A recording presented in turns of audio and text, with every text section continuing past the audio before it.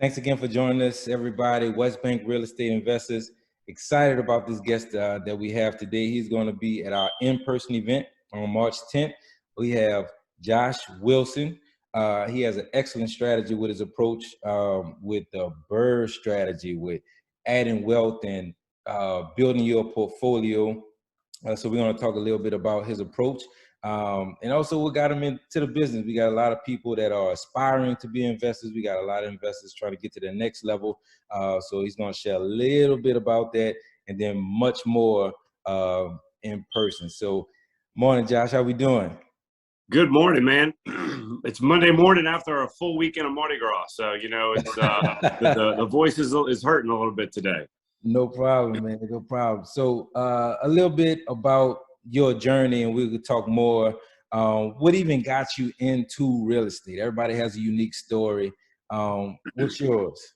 Yeah, so I got started back in 2006 in real estate right after Hurricane Katrina.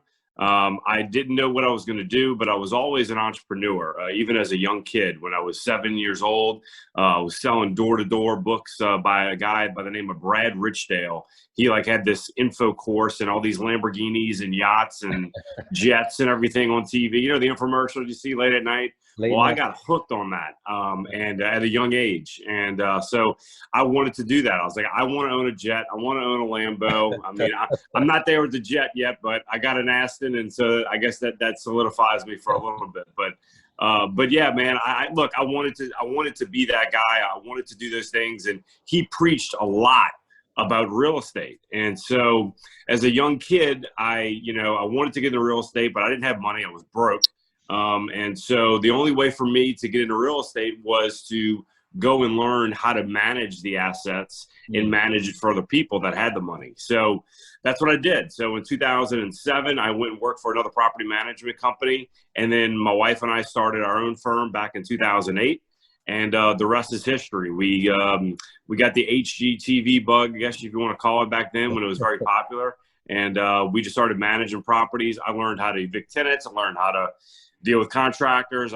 We painted properties ourselves. We cut grass. I mean, we did it all. We signed leases. We set up automations and systems now. And now it's a full-fledged operation. Whereas before it was we were just trying to learn and get our feet wet. So yeah, that's essentially our story. And we've been through it all. We went through the real estate crash of 2008.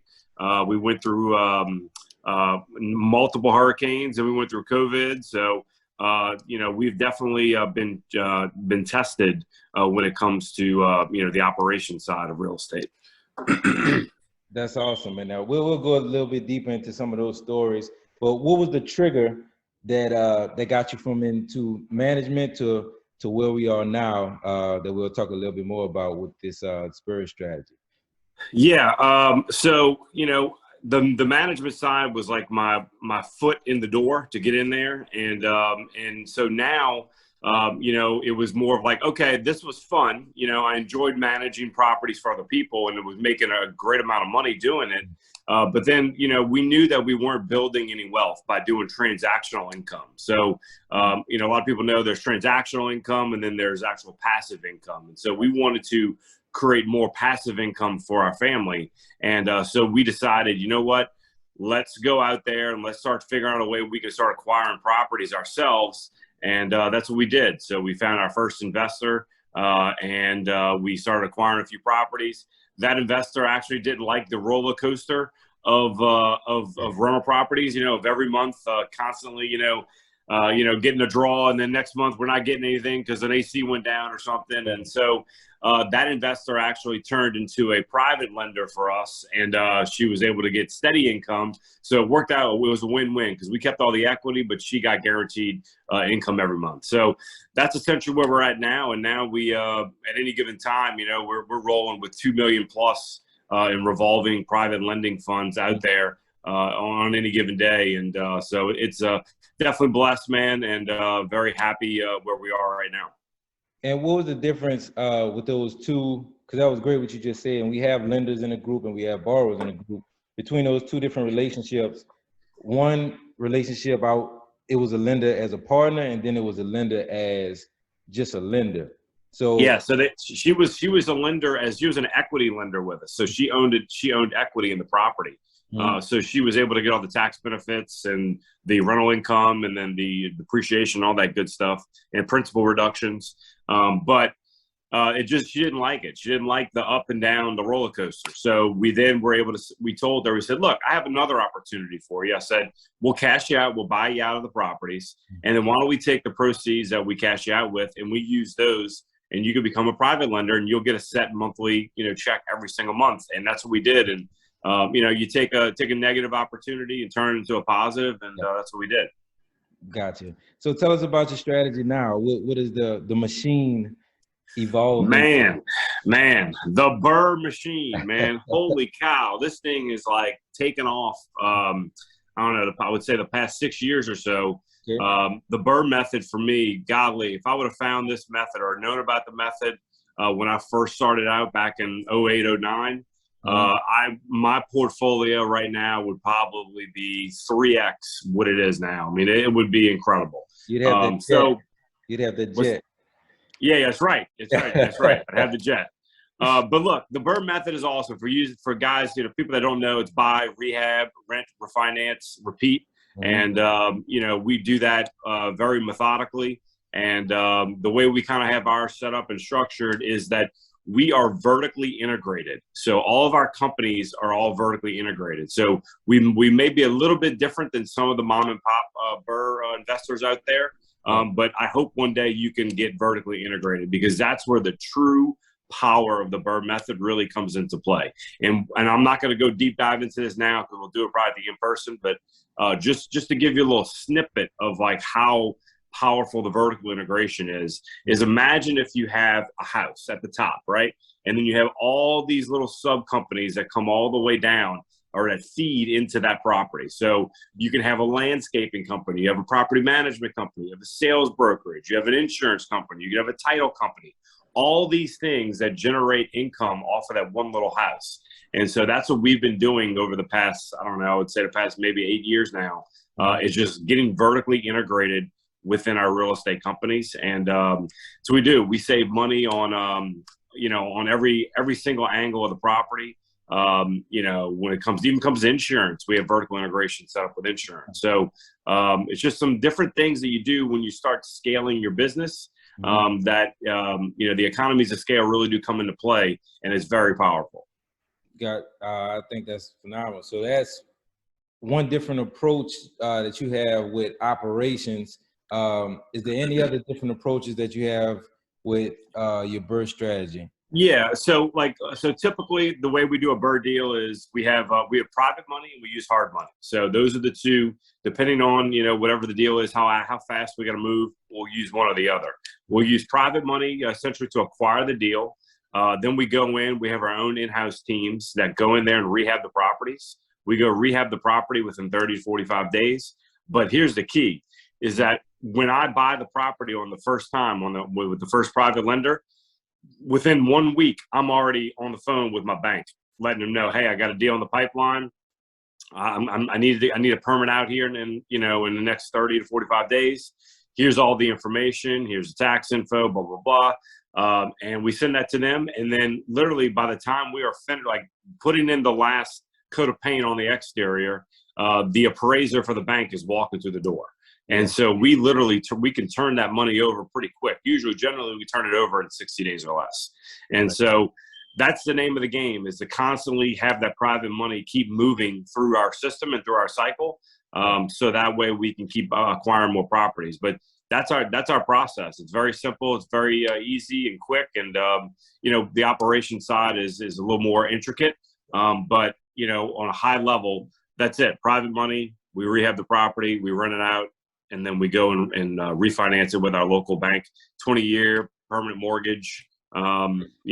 We could do 30, but for us, we don't have any seasoning when it comes to a 20-year. So we could literally go in there and rehab the property with no seasoning and get all of our cash back, within 60 days.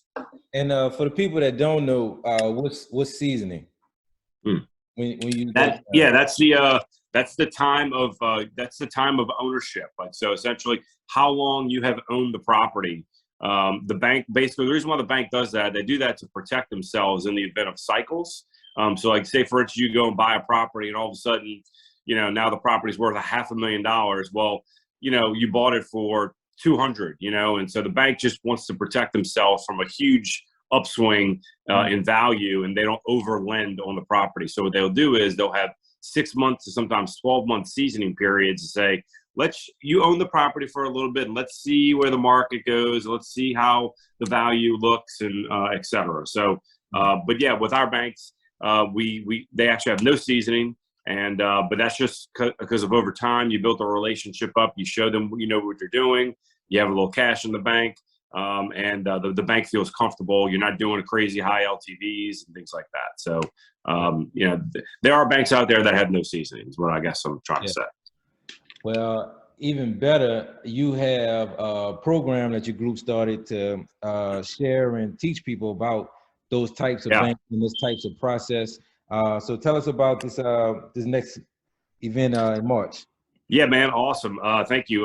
BRRRR Bootcamp, March 14th and 15th. It's a 2-day event. It's virtual, live in our Facebook group that we do. We usually hold once a month virtually. And it's all things BRRRR process. We actually have 2 guest speakers. We have Pat Hilton, who is going to talk about, which I think is very important, talk about social media and branding yourself as a real estate investor so that people know exactly what you're trying to do. And trust me, guys, if you go out there and you start putting the information out there, what you want, whether you want private money, whether you're trying to get lenders, whether you want a property manager, or you want to buy more distressed properties. If you go to the marketplace and start yelling with a megaphone, that's what you want. Eventually, over time, you're going to get people that are going to come to you and see you as that guy or that girl. And so the power of social media is huge, and that's why I'm bringing him on. Pat actually does he works with me. He's a social media manager. He does a lot of social media work for me. And, with video and short videos and reels and all that good stuff. So that's where it's at, guys. The day of the TV and the billboards are gone. It's being right there on your phone in front of everybody. So he's going to talk about that on day 1. And then day 2, we have our own hard money lender that we use. They'll be able to talk about all things refinance, acquisition, rehab funds, draws, all that good stuff. So it's a very jam-packed 2 days for about 4 hours. And we do deal review. We go over deals and all that good stuff on how we do BRRRR deals and active ones, problems we've run into, good stuff. So it's an awesome 2-day event.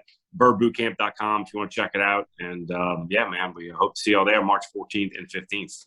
And that is in person or is that virtual? Can anybody? No, that's virtual.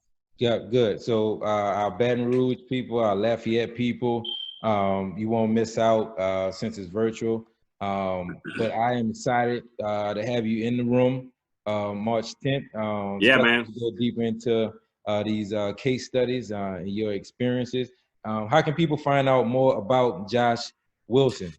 Yeah, so I'm on all platforms. My daughter now has got me on TikTok, so you can find me on there too. So I had no idea how in the hell to use TikTok, but I'm learning, and it's just part of the game now. So I'm on there. Just looking up Josh Wilson, IG, the real Josh Wilson, and yeah, you can find me, or BRRRRbootcamp.com. You can go there, fill out information, get on our list, and you can be updated as to what we're doing.